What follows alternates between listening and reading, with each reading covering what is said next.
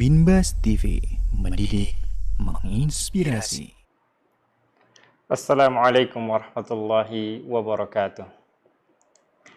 Alhamdulillahilladzi amara ibaduhi bittaqwati watta'ah.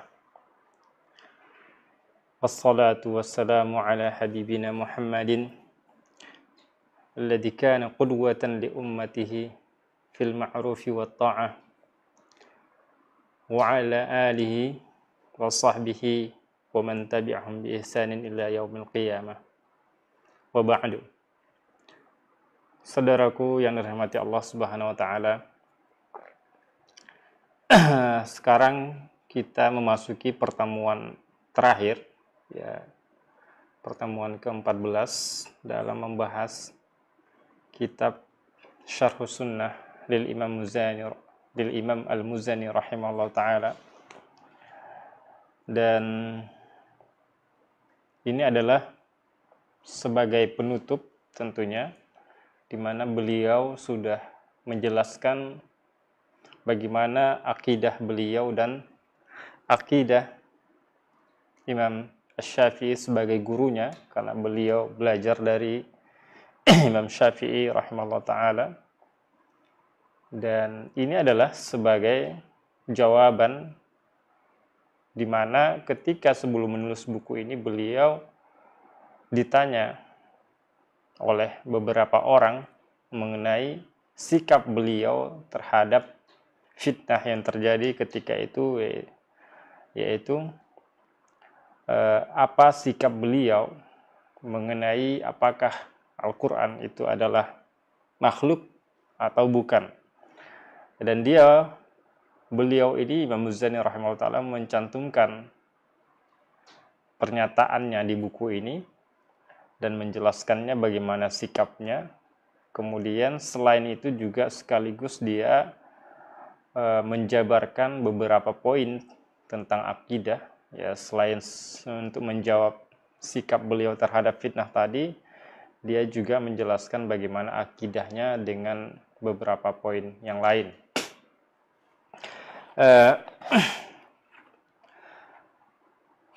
Termasuk mengenai ketaatan dalam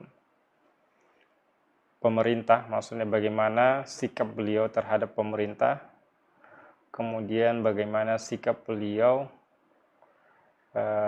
dalam menghadapi fitnah yang tadi. Dan sekarang kita akan bacakan penjelasan beliau tentang penutup dari buku beliau ini. Beliau mengatakan, jadi setelah menjelaskan cukup panjang mengenai akidah, di mana beliau mengatakan ini adalah syarhus sunnah.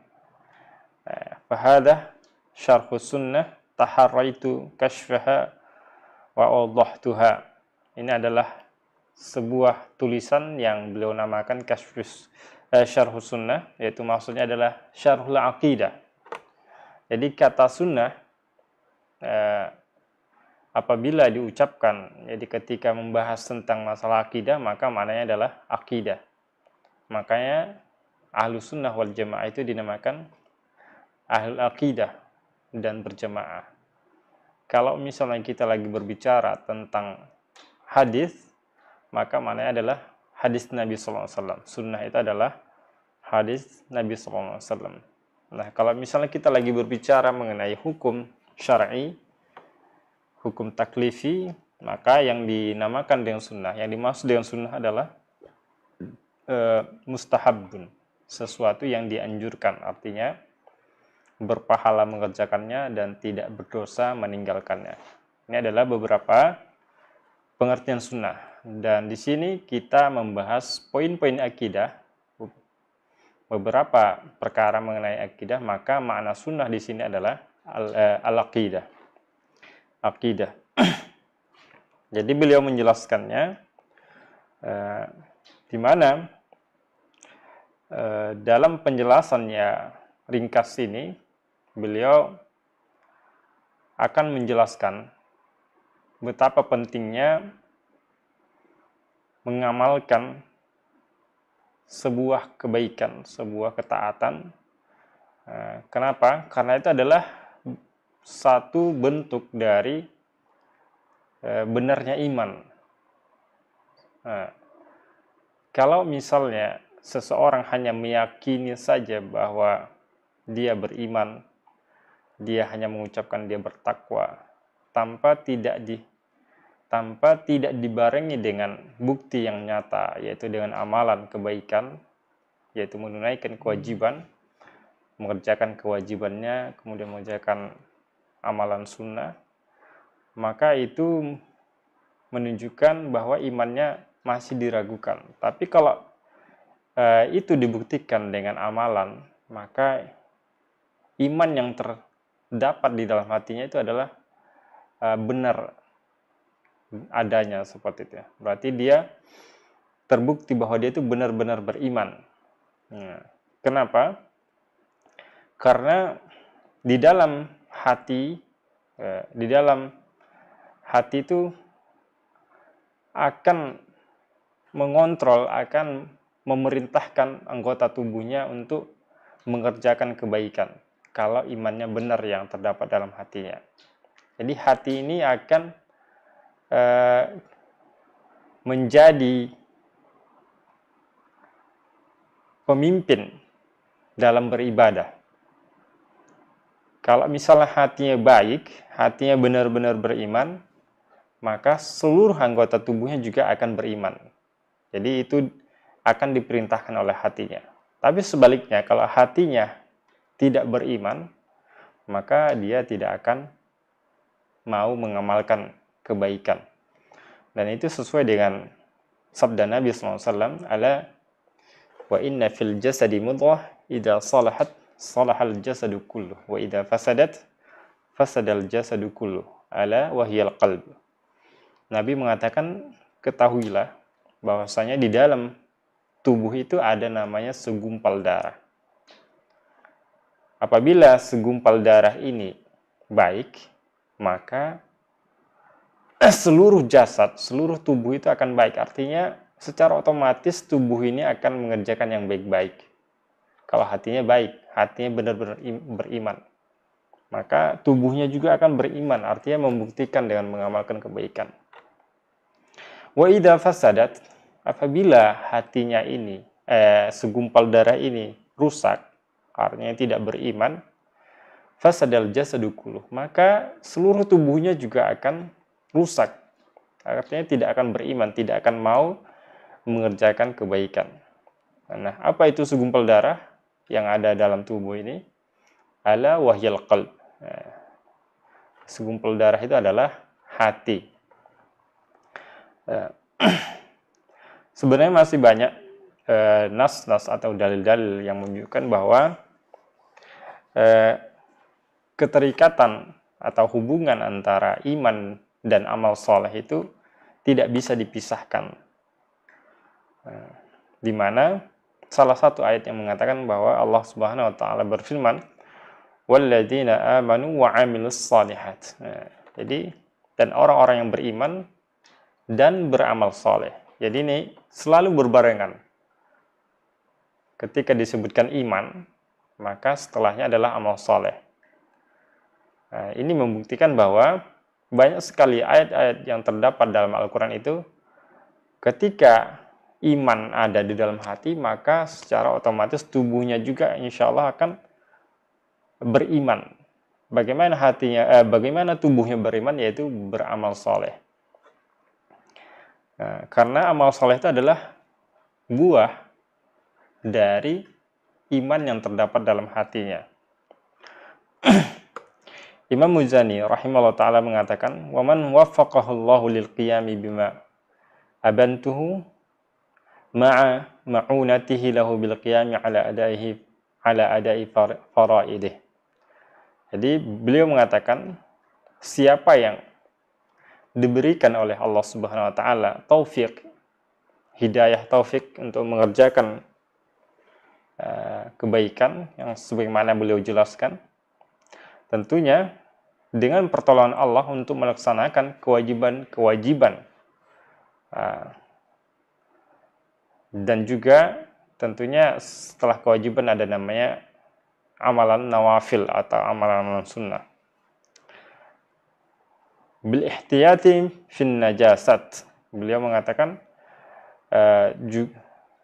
setelah beramal soleh, maka seseorang hendaknya menghindari yang najis-najis. Sebagaimana Nabi mengatakan, tanazzahu minal bauli. Hindarilah air seni. Fa inna amata adab al-qabri minhu.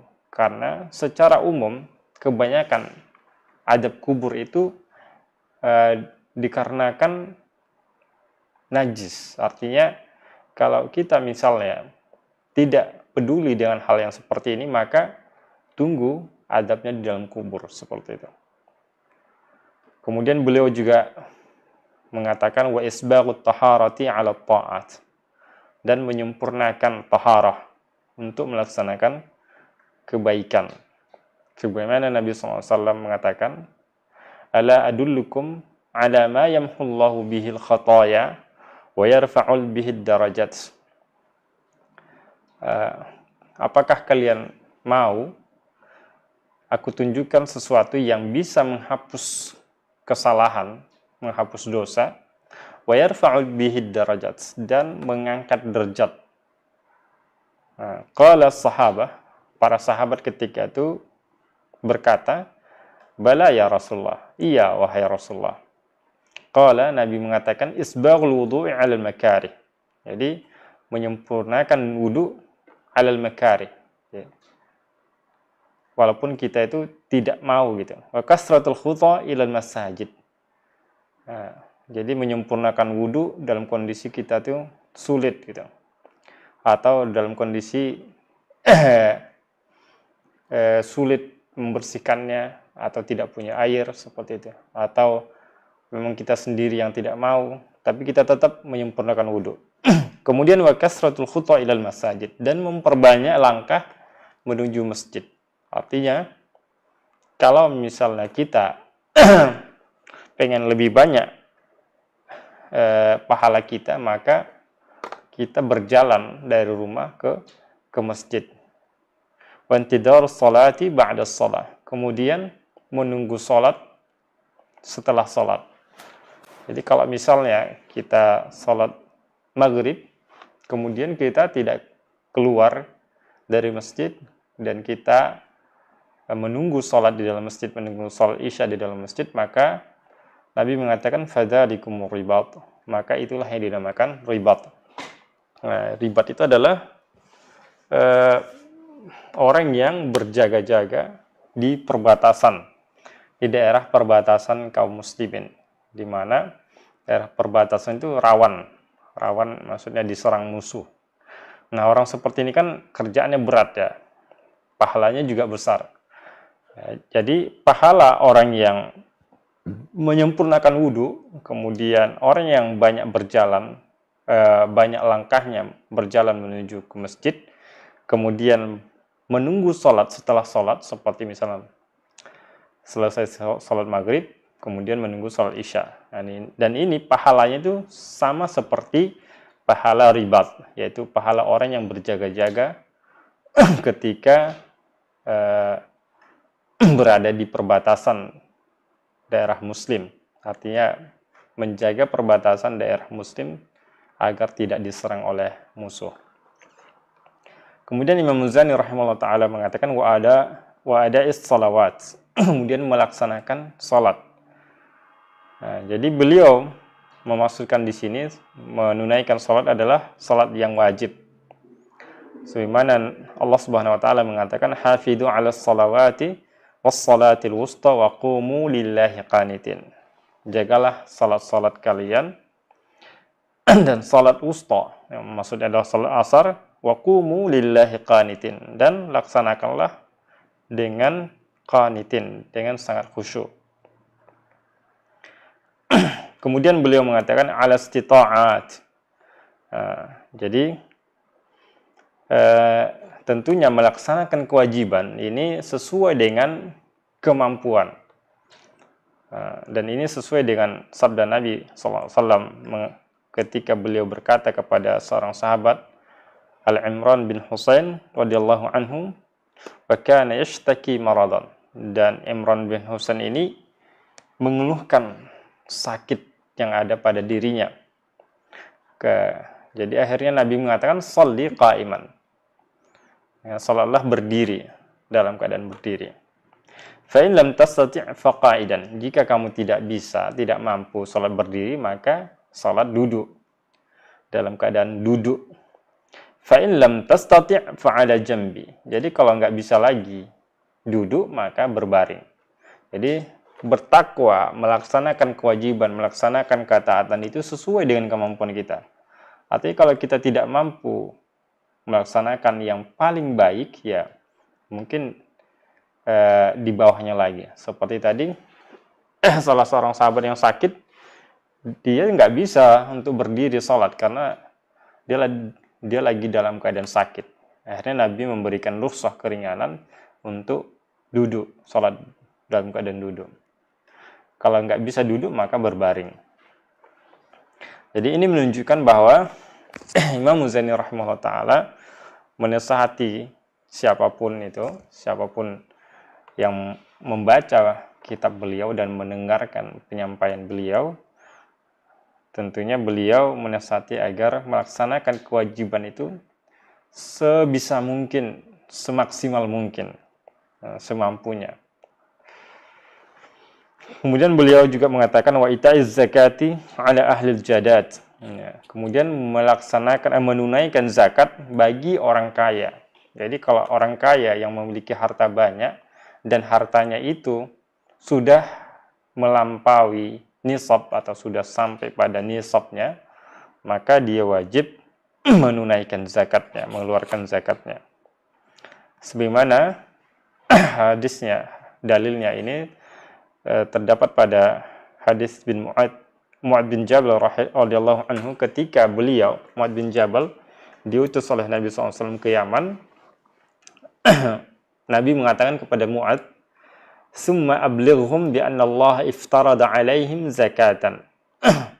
Jadi ketika Nabi mengutus Mu'ad bin Jabal ke Yaman, beliau memerintahkan yang paling pertama disampaikan itu adalah syahadat. Mereka mengucapkan syahadat dulu, mempelajari syahadat. Kemudian menunaikan salat.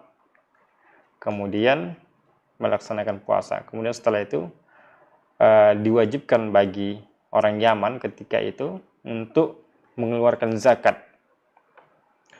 Tu'khadu min aghniyaihim, dan zakat ini diambil dari orang-orang kaya. Faturaddu ala fuqaraihim, dan diserahkan kepada orang-orang yang fakir, orang miskin. Wal haji ala ahli jidati wal istita'at, demikian juga haji bagi orang kaya dan yang mampu. Jadi haji adalah satu rukun Islam dan kewajiban yang wajib dilaksanakan setiap muslim, tentunya muslim yang kaya dan mampu. Jadi mampu di sini ya ditinjau dari, kalau misalnya kaya udah otomatis ya. Tapi kalau mampu, misalnya dia mampu melaksanakan secara fisik gitu. Kalau kaya pun dia tapi fisik nggak kuat, ya gugur kewajibannya. Artinya bisa digantikan orang itu. Misalnya dia sakit terus nggak kuat lagi, maka di sini maksudnya adalah bagi yang mampu. Sebagaimana Allah mengatakan, walillahi 'alan nasi hajjul baiti man istata'a ilaihi sabila. Jadi wajib bagi orang muslim tentunya menunaikan haji ke Baitullah bagi yang mampu melakukannya. Jadi bagi yang mampu, ada takkidnya. Umar bin Khattab radhiyallahu anhu mengatakan, man mata wa huwa musirun lam yahujja falyamut ala ayyi halin sya'a, yahudiyan aw nasraniyan. Umar mengatakan, siapa yang mati sementara dia itu mampu, dimudahkan untuk berhaji. Artinya punya harta, nggak ada masalah gitu, artinya nggak ada masalah fisiknya, dia mampu tapi dia nggak mau melaksanakan haji. Falyamut ala hayy ala ayyi halin sya, maka hendaklah dia mati dalam keadaan dia apa saja yang dia mau. Ini adalah sindiran sebenarnya. Yahudiyan au Nasraniyan. Terserah dia mau mati Yahudi secara Yahudi atau secara Nasrani. Ini adalah sindiran keras dari Umar bin Khattab bagi orang yang mampu melaksanakan haji tapi dia nggak mau melaksanakannya. Kemudian wasiyamu syahril li ahli istihad. Kemudian melaksanakan puasa tentunya bagi orang yang sehat. Karena puasa Ramadan itu wajib bagi orang yang mampu juga. Artinya kalau dia sakit maka tidak diwajibkan. Artinya dia boleh tidak puasa namun tetap wajib diqada ketika dia sudah sembuh. Sebagaimana Allah mengatakan mengenai hal ini, Allah berfirman, ya ayyuhalladzina amanu kutiba alaikumusiyam. Wahai orang-orang yang beriman, diwajibkan bagi kalian berpuasa. Kama kutiba alal ladzina min qablikum. Sebagaimana diwajibkan bagi orang-orang sebelum kalian, la'allakum tattaqun, agar kalian bertakwa. Ayyamam ma'dudat. Nah, harinya sudah ditentukan. Faman kana minkum maridan. Siapa yang di antara kalian lagi sakit, au ala safarin, atau dia lagi bersafar, berpergian, fa'iddatum min ayyamin ukhar, maka dia menggantinya pada hari yang lain. Artinya kalau dia lagi sakit maka dia mengganti puasa itu pada hari ketika dia sembuh. Kalau dia lagi safar maka dia juga menggantinya ketika sudah tidak safar. Jadi Imam Muzani rahimahullah ta'ala menyebutkan beberapa poin tadi mengenai kewajiban melaksanakan sholat, melaksanakan puasa, kemudian menunaikan zakat dan haji. Ini adalah bentuk dari motivasi beliau kepada setiap kaum muslimin, setiap orang Islam untuk melaksanakan kewajiban tersebut. Kemudian beliau mengatakan wa khamsu shalawatin sannaha Rasulullah SAW min ba'dis salawat. Kemudian selain melaksanakan kewajiban juga ada salat-salat sunnah. Ada 5 salat yang disunnahkan oleh Rasulullah setelah salat wajib tadi.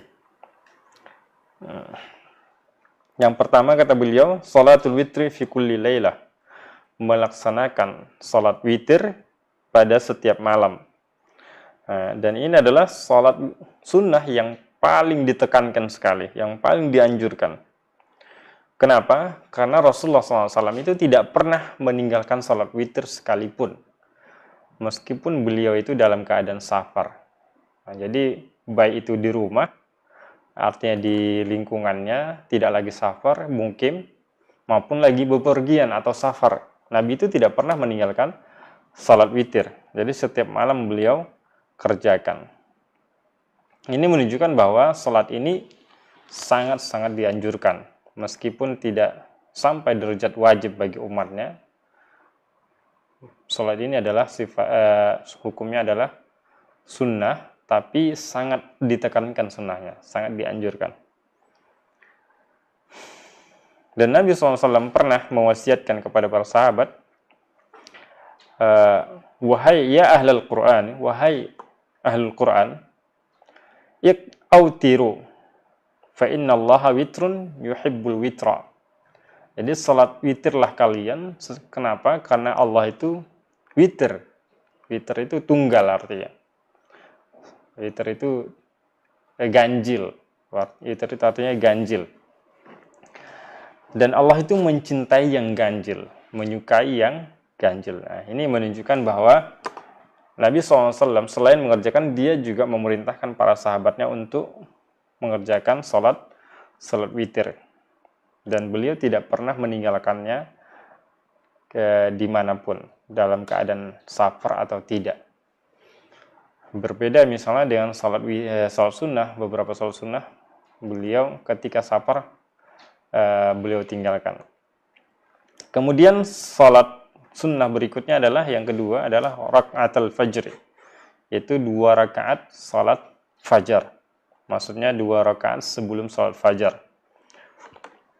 Nabi juga tidak pernah meninggalkan salat ini, baik dalam keadaan safar maupun tidak. Di mana Nabi SAW menjelaskan bagaimana keutamaan salat sunnah fajar ini. Beliau mengatakan rakaatul fajri khairum minad dunya wa ma fiha. Jadi 2 rakaat salat sunnah fajar ini sebelum salat fajar, sebelum salat subuh, ini pahalanya itu lebih baik daripada dunia dan seisinya. Jadi makanya Nabi SAW tidak pernah meninggalkan salat ini karena pahalanya luar biasa. Bahkan dalam safar pun dia tidak mau meninggalkannya. Kemudian salat fitri wan nahri. Salat Id, maksudnya salat Idul Fitri wa Idul Adha. Jadi demikian juga salat Idul Fitri dan salat Idul Adha. Ini juga sangat dianjurkan hukumnya, meskipun tidak sampai kepada wajib. Kemudian salatul kusufi syamsi wal qamari idza nazala. Kemudian salat kusuf, salat gerhana matahari dan gerhana bulan apabila terjadi. Nabi SAW mengatakan, inna syamsa wal qamara la yakhsifani li mauti ahadin wala li hayatih. Sesungguhnya matahari dan bulan tidak gerhana karena kematian seseorang atau karena kelahiran seseorang. Walakinnahuma ayatani min ayatillahi yurihumallahu ibadah.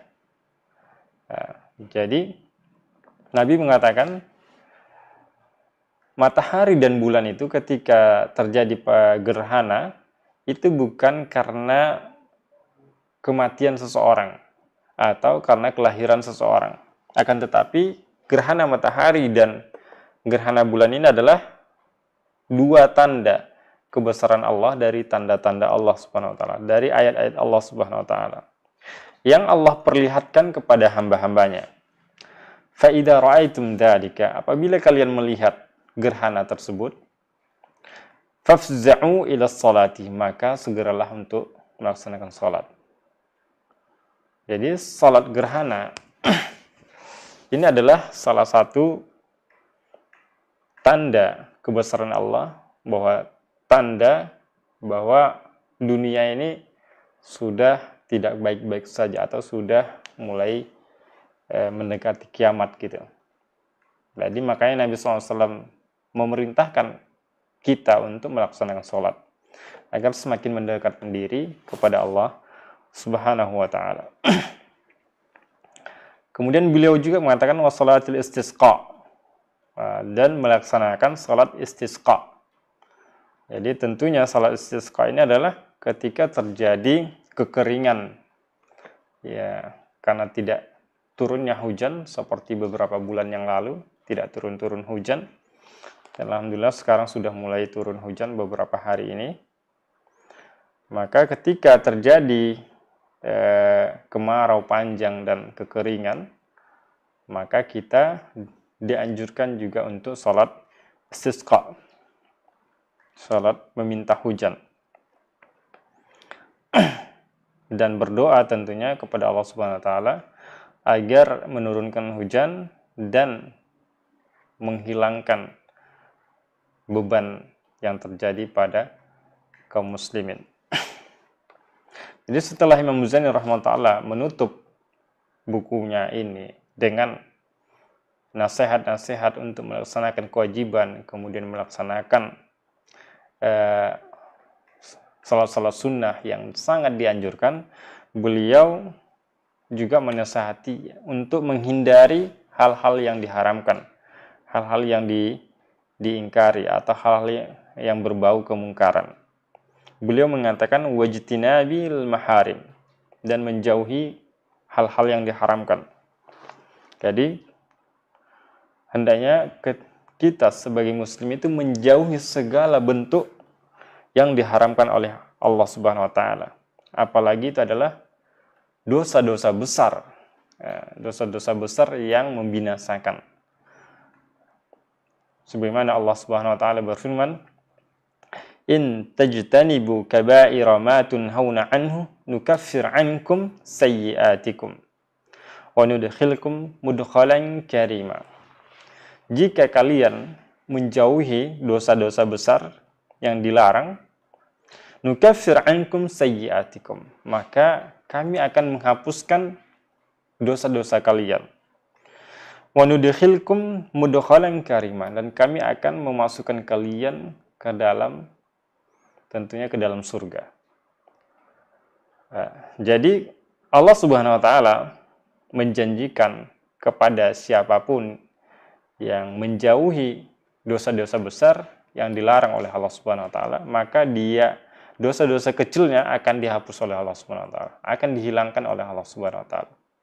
Dan dia akan dimasukkan ke dalam surga. Allah Subhanahu wa taala juga mengatakan dalam ayat yang lain, walladzina yajtanibuna kaba'iral ismi wal fawahish wa idza ma ghadibu hum yaghfirun. Dan orang-orang yang menjauhi dosa-dosa besar dan perbuatan keji, wa idza ma ghadibu hum yaghfirun, dan apabila mereka marah, mereka langsung memohon ampun.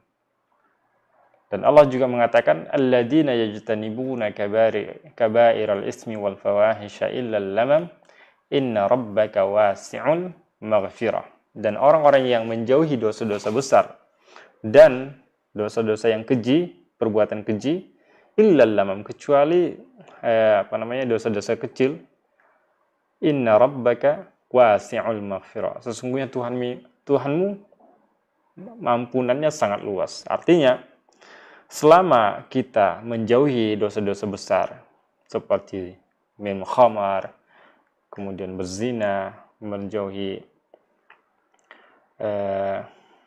uququl walidain, seperti dosa syirik, sihir, itu semua adalah dosa-dosa besar. Selama kita menjauhi hal-hal yang seperti itu dan sejenisnya, maka dosa-dosa kecil yang selama ini kita lakukan, insya Allah akan Allah ampuni, karena Allah itu maha luas ampunannya. Dan Nabi SAW juga mengatakan dalam hadisnya, beliau mengatakan, ijtanibu as-sab'al mubiqat, jauhilah 7 yang membinasakan, 7 hal yang membinasakan. Lalu para sahabat mengatakan, wahai Rasulullah, ya Rasulullah, wa ma hunna, apa itu yang 7 itu? Qala, Nabi mengatakan, asyirku billah, yang pertama adalah syirik kepada Allah. Wasihr, kemudian sihir.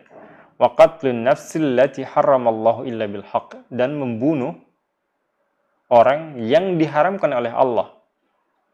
Jadi semua nyawa, semua orang itu haram hukumnya membunuhnya. Artinya tidak boleh membunuhnya. Semua orang tidak boleh dibunuh. Illa bilhaq, kecuali dengan benar. Maksudnya benar di sini adalah seperti misalnya orang pembunuh ya dihukum bunuh, yaitu dikisos. Nah, jadi kisos ini kan dengan benar, itu illa bilhaq. Wa aklu riba, dan memakan riba. Riba juga adalah termasuk dosa besar. Wa aklu malil yatim, dan memakan harta anak yatim. Wa tawalli yaumil zahf, dan melarikan diri dari peperangan. Wa qadful mussanatil mu'minatil ghafilat, dan menuduh sembarangan, artinya menuduh orang berzina, menuduh wanita-wanita beriman yang jauh dari maksiat, menuduh dia berzina. Ini kan termasuk dosa besar. Demikian juga menuduh siapapun itu, menuduh laki-laki maupun wanita. Ini adalah salah satu sebagai bentuk sampelnya gitu. Jadi ketika disebutkan wanita, artinya memang kebanyakan wanita itu banyak yang dituduh berbuat zina gitu. Jadi bukan berarti menuduh laki-laki berzina itu bukan dosa gitu, tidak. Jadi menuduh laki-laki maupun perempuan berzina itu tetap dosa. Ini adalah 7 dosa besar yang disebutkan Nabi dalam satu hadis, bukan berarti cuma ini aja gitu. Cuma ini aja gitu, masih banyak yang lain. Jadi artinya kalau misalnya selain dosa-dosa besar, maka Allah menjanjikan kepada kita yaitu akan mengampuni dosa-dosa kecil kita. Siapa yang tidak berbuat dosa? Pasti semua orang pernah berbuat dosa. Karena Allah sendiri yang menyatakan kalau misalnya umat ini, manusia ini tidak ada yang berbuat dosa, maka Allah akan semuanya beramal soleh, tidak ada berbuat dosa, maka Allah akan binasakan semuanya. Kemudian Allah ganti dengan orang-orang yang berbuat dosa, kemudian mereka itu setelah berbuat dosa beristighfar. Jadi Allah menyukai orang-orang beristighfar dan bertobat. Jadi memang sudah kauniyah ya, sudah dituliskan oleh Allah Subhanahu wa taala bahwa sifat manusia itu suka berbuat dosa. Artinya namanya manusia itu ya pasti berbuat dosa. Nah, tapi yang Allah inginkan lagi adalah agar mereka itu bertaubat dan beristighfar kepada Allah Subhanahu wa taala. Inilah yang paling Allah cintai tentunya. Yang paling Allah inginkan dari setiap hamba-hambanya, yaitu agar mereka itu terus bertaubat dan beristighfar kepada Allah Subhanahu wa taala. Jadi sebagaimana yang kita jelaskan tadi, bukan berarti 7 tadi adalah yang 7 tadi itulah hanya dosa besar, tapi ada yang lain. Seperti dosa berbohong, berdusta, dan sebagaimana Nabi mengatakan ayatul nifaqi, ayatul munafiqi salas, idza haddatsa kadzab, wa idza wa'ada akhlaf, wa idza tumina khana. Jadi demikian juga termasuk dosa besar adalah berdusta, karena ini adalah salah satu ciri khas atau sifat munafik, sifat orang-orang munafik, tanda-tanda orang munafik. Maka ini juga termasuk dosa besar. Kemudian selain itu adalah menggibah, menggunjing orang. Jadi Nabi pernah menjelaskan ketika mengatakan kepada para sahabat, atadruna mal ghibah? Apakah kalian tahu apa yang dimaksud dengan ghibah? Qalu Allahu wa rasuluhu a'lam. Para sahabat mengatakan Allah dan Rasulnya yang lebih mengetahui. Kemudian Nabi mengatakan ghibah itu adalah dzikruka akhaka bima yakrah. Kamu itu menyebut saudaramu dengan yang tidak disukainya. Artinya mengata-ngatainya. Itulah ghibah. Bahkan di dalam Al-Quran Allah Subhanahu wa taala mengingatkan kita semua, di mana Allah berfirman, wala yaghtab ba'dukum ba'dha. Janganlah kalian menggibah sebagian yang lain. Janganlah sebagian kalian itu menggibah sebagian yang lain. Ayuhibbu ahadukum ay ya'kula lahma akhihi maitan fakarihtumu. Memangnya kalian suka memakan daging bangkai saudaranya, padahal kalian itu benci sekali dengan hal itu. Artinya memakai bangkai saudara, kan tidak ada yang mau gitu. Tapi dosa memakai bangkai itu adalah dosa dari ghibah. Jadi sama, artinya kalian memang mau menggibahin orang, artinya sama dengan memakai bangkai saudaranya. Tidak ada yang mau, tapi kenapa ghibah dilakukan gitu. Kemudian Nabi juga mengatakan dalam hadisnya, la tahasadu wa la tanajashu wa la tabaghadu wa la tadabaru wa la yabi' ba'dukum ala bai'i ba'd wa kunu ibadallahi ikhwana. Al-muslimu akhul muslim. Janganlah kalian saling hasad, janganlah kalian saling tanajash. Tanajash itu adalah menipu. Artinya kayak ya mirip menipu dia. Misalnya tanajash itu adalah ada penjual dan pembeli, kemudian ada orang ketiga gitu. Jadi orang ketiga ini dia sengaja menawar-nawar barang agar dinaikkan, kemudian agar pembeli tadi nggak jadi beli. Nah, itu kan namanya menipu dia. Wala tabaghadu, jangan kalian saling membenci. Wala tadabaru, dan jangan saling merendahkan. wala yabi' ba'dukum 'ala bai'i ba'd, dan jangan kalian itu saling membeli apa yang sudah dibeli oleh saudaranya. Wa kunu ibadallahi ikhwana, dan jadilah hamba-hamba Allah yang bersaudara. Al muslimu akhul muslim, seorang muslim itu adalah saudara muslim juga, saudara muslim yang lain. Kemudian beliau juga menyebutkan di antara dosa besar adalah wal baghyu bighairil haqq, dan kezaliman, tentunya ini adalah tidak dibenarkan. Kemudian wa an yuqala 'ala Allahi ma la ya'lam, dan termasuk dosa besar adalah mengatakan sesuatu tentang Allah yang dia tidak mengetahuinya. Kita berbicara tentang Allah, tentang hukum-hukum yang Allah syariatkan, tapi kita sebenarnya tidak menguasai hukum-hukum tersebut, tidak menguasai ilmu tersebut. Ini sangat bahaya sekali. Sebagaimana Allah berfirman dalam Al-Quran, Qul innama harrama rabbiyal fawahisha ma dhahara minha wa ma batan. Katakanlah sesungguhnya Allah mengharamkan, Tuhanku mengharamkan perbuatan-perbuatan keji, ma dhahara minha wa ma batan, baik itu yang tampak atau yang tersembunyi, wal isma wal baghy bighairil haqq, dan dosa dan perbuatan dosa dan kekejian dan dengan tanpa kebenaran, wa antusyriku billah, dan kalian mensyirikan Allah Subhanahu wa taala, ma lam yunazzil bihi sultana, dan tidak berlandaskan ilmu sama sekali, wa an taqulu 'ala Allahi ma la taf'alun, dan kalian berkata tentang Allah, tentang sifat-sifat Allah, padahal kalian tidak mengetahui ilmunya, tidak berilmu sama sekali. Ini sangat bahaya, mengatakan sesuatu tanpa ilmu. Kemudian beliau mengatakan kullu hada kabair muharramat, semua dosa-dosa besar itu haram hukumnya, haram dikerjakan. Jadi beberapa contoh tadi itu adalah dosa-dosa besar seperti syirik, sihir, memakan harta anak yatim, memakan harta riba, membunuh, kemudian lari dari peperangan, menuduh orang berzina, kemudian berdusta, menggibah, hasad. Ini kan dosa-dosa besar. Semuanya ini hukumnya adalah haram.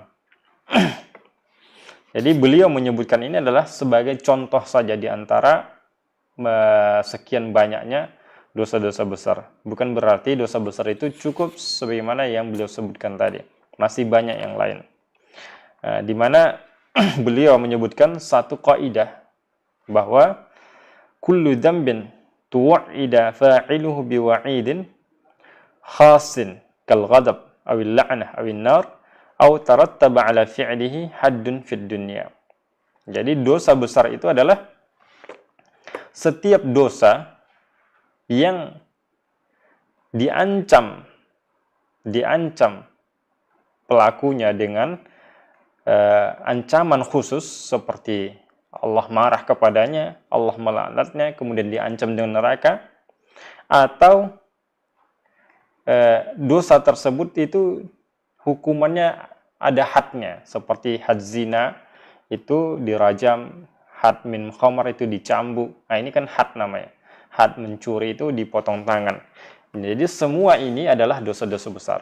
Jadi kalau setiap dosa yang dimana pelakunya itu diancam dengan ancaman khusus, seperti ancaman khususnya adalah seperti Allah marah kepadanya, kemudian Allah melaknatnya, atau diancam dengan neraka, atau hukuman dosa itu adalah hukuman had, seperti hukuman had zina, dirajam, mencuri, potong tangan. Nah, ini semuanya adalah dosa-dosa besar. Apabila kita mendapati ada dalil-dalil yang mengatakan demikian, maka itu adalah dosa-dosa besar.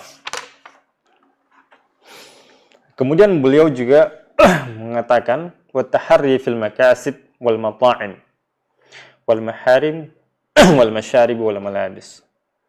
Jadi beliau juga menasihati kita untuk selalu menjaga, selalu menjauhi, selalu menjaga diri dari setiap apa yang merugikan kita, merugikan di akhirat nanti. Baik itu dalam hal makanan, minuman, kerjaan, kemudian setiap apa yang kita pakai, nah, itu semuanya harus benar-benar dijaga. Jadi setiap muslim harusnya mengerti dan memahami hal-hal ini, agar apa? Agar dia bisa membedakan mana yang baik, mana yang buruk, mana yang halal dan mana yang haram. Baik itu masalah muamalahnya, jual beli, artinya dia tidak mau membeli barang yang sembarangan. Di mana salah seorang ulama pernah ditanya, yaitu Imam Muhammad bin Hasan al-Shaybani, ketika beliau ditanya,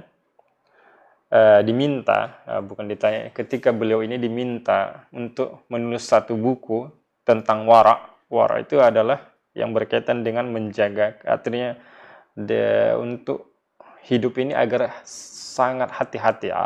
Artinya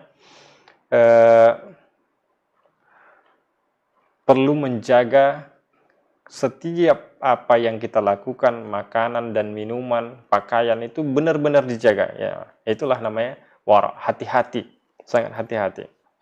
Jadi ketika Imam Muhammad bin Hasan al-Shaybani diminta untuk menulis sebuah buku, tentunya agar dipelajari dan diamalkan, beliau mengatakan, qad sannaftu kitaban fil buyu'. Beliau mengatakan, aku sudah menulis sebuah buku tentang jual beli. Jadi dia menjawabnya cuma seperti itu. Ketika diminta tentang wara, malah dia menjawabnya, diminta untuk menulis buku tentang wara, dia menjawabnya dengan, aku sudah menulis buku tentang buyu', katanya. Kenapa? Kenapa begitu jawabannya? Itu adalah sebuah peringatan tentunya, bahwa wara itu harus benar-benar mempelajari jual beli yang baik. Karena di dalam jual beli itu kan banyak hal-hal yang dikira halal ternyata haram, dikira halal ternyata syubhat. Hal-hal yang seperti inilah beliau cantumkan di dalam bukunya tentang jual beli. Artinya dari buku jual beli ini akan didapati poin-poin mengenai kewaraan, kehati-hatian. Kemudian Imam Muzani rahimahullah ta'ala juga mengatakan, wajtinabus syahawati fa innaha da'iyatan lirukubil muharramat. Menjauhi syahwat, fa innaha da'iyatun lirukubil muharramat. Karena syahwat inilah yang akan menjadi penyebab untuk melakukan hal-hal yang diharamkan. Faman ra'a haulal hima fa innahu yushiku an yuwaqi'a hima. Karena beliau mengatakan siapa yang beternak atau mengembala di sekitaran pagar batas tanah, maka dia dikhawatirkan akan melewati batas tersebut. Sebagaimana hal ini itu dijelaskan oleh Nabi SAW dalam hadisnya, beliau mengatakan innal halala bayyin wa innal harama bayyin. Halal itu jelas sekali dan haram itu sangat jelas. Wa bainahuma mushtabihatun la ya'lamuhunna katsirun minan nas. Dan antara halal dan haram ini ada yang dinamakan syubhat. Artinya samar-samar antara halal dan haram. Nggak jelas hukumnya. Faman ittaqa syubhati faqad istabra'a lidinihi wa 'irdihi. Dan siapa yang menghindari syubhat, maka dia akan aman maka agamanya itu akan lebih aman. Seperti itu. Kehormatan juga akan lebih aman. Wa man waqa'a fi syubhati waqa'a fil harami. Dan siapa yang terjerumus ke dalam syubhat, maka dia terjerumus juga ke dalam yang haram. Karena itu kan antara halal dan haram. Artinya kemungkinan besar dia terkena dalam hal yang haram. Itu sama seperti halnya, kata Nabi, karra'i yar'a haulal hima. Seperti halnya pengembala itu mengembala di sekitar batas tanah. Yushiku an yarta'a fihi. Maka dia akan diragukan mengembala di batasan tersebut. Jadi kalau misalnya ada tanah, misalnya ada sebuah tanah, kemudian satu milik si A, satu milik si B. Nah, kemudian dikasih batas di situ. kalau misalnya dia tanahnya si A ini dia mengembala di sekitar tanahnya, di sekitar batasan itu, kemungkinan besar dia akan melewati batas itu. Nah, itulah resikonya kenapa batasan-batasan ini sebaiknya dihindari, dijauhi, jangan didekati. Karena siapa yang merasa aman kalau dia kembalaannya itu nanti tidak melewati batas, apalagi batasnya cuma garis saja gitu kan, nggak ada temboknya, ini kan bahaya. Nah, kalau misalnya dia lupa, ya itu bisa saja nanti masuk ke tanah si B. Nah, padahal misalnya kalau seandainya apalagi misalnya si B itu mensyariatkan nggak boleh sama sekali mengembala di tanahku. Kalau mengembala di tanahku maka akan hukumnya begini-begini, akan kutuntut misalnya sekian miliar misalnya. Nah, itu kan bahaya, merugikan dia. Begitulah hal-hal yang syubhat. Kemudian beliau mengatakan, Imam Muzani rahimahullah ta'ala mengatakan, "Faman yussira lihada fa innahu minad dini ala huda wa minar rahmati ala raja." Dan siapa yang dimudahkan dari Allah. Walhamdulillahi rabbil alamin. Dan segala puji hanya milik Allah, Tuhan semesta alam. Ini adalah penutupan yang sangat luar biasa dan sangat indah sekali nasihat dari Imam Muzani rahimahullah ta'ala ketika beliau menjelaskan prinsip-prinsip akidah Ahlussunnah wal Jamaah, yaitu diantara yang terakhir kita bahas adalah melaksanakan kewajiban kita dan amalan soleh, kemudian menjauhi hal-hal yang diharamkan dan syubhat. Kemudian juga beliau berdoa agar kita semuanya diberikan taufik dari Allah Ta'ala untuk melaksanakan poin-poin yang tadi yang beliau jelaskan. Beliau juga berdoa semoga Allah Subhanahu wa Ta'ala memberikan balasan kepada kami dan semua orang muslimin, balasan yang sangat baik dan memberikan manfaat tentunya kepada setiap muslim melalui buku ini, dan mengangkat derajat beliau dan kita juga yang dengan di atas derajat yang sangat tinggi. Dan semoga Allah Subhanahu wa Ta'ala mengumpulkan kita di firdausnya yang tinggi bersama para nabi, para orang siddiq, dan para orang syahid, syuhada, wassalihin. Dan karena mereka itu adalah orang yang terbaik sebagai teman. Dan ini adalah penutupan mengenai buku ini, dan insya Allah kita akan membahas pada pertemuan berikutnya dengan buku yang lain. Semoga bermanfaat. Tentunya kita berharap kepada Allah Subhanahu wa Ta'ala agar menjaga kita semua dari keburukan dan memberikan taufiknya untuk selalu berada dalam kebaikan dan ketaatan kepada Allah Subhanahu wa Ta'ala. Wassallallahu wasallam ala nabiyyina Muhammad wa ala alihi wa sahbihi ajma'in. Assalamualaikum warahmatullahi wabarakatuh.